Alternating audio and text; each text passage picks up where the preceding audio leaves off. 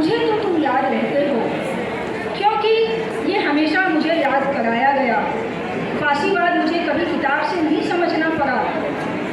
पिता के लिए बेटियां शरद में देवभूमि से आई प्रवासी चिड़ियाँ थी, या बंसवाड़ी वाले खेत में उगाई रंग बिरंगी मौसमी घास।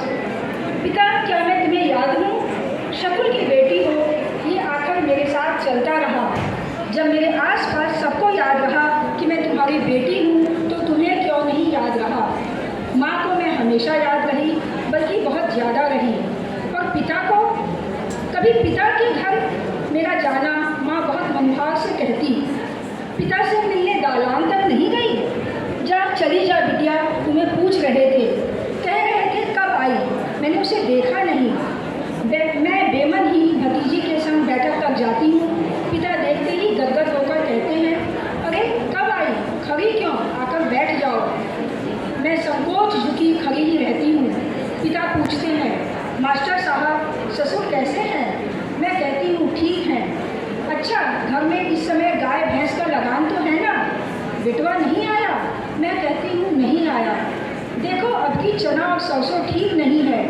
ब्लॉक से इंचार्ज साहब ने बीज ही गलत भिजवाया।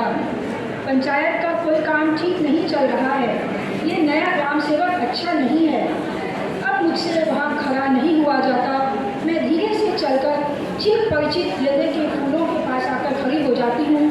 पिता अचानक कहते हैं, अरे वहाँ क्यों खड़ी हो, वहाँ तो धूप है। मैं चुप रहती हूँ। माँ कहती है, अभी मुँह लाल हो जाएगा। पिता गर्व मिश्रित प्रसन्नता से कहते हैं, और क्या, धूप और भूख ये कहाँ सह पाती है? मेरी आंखें रंज से बरबस भर आती हैं। मैं चीख कर पूछना चाहती हूँ, ये तुम्हें पता था पिता? और चुप रहकर खेतों की ओर देखने लगती हूँ। पिता के खेत बाग सब लहलहा रहे हैं। बूढ़ी बुआ कहती थी, गैया इतनी बिटिया, गाय का चरा वन और बेटी का चरा घर, फिर पनपे तक जाना।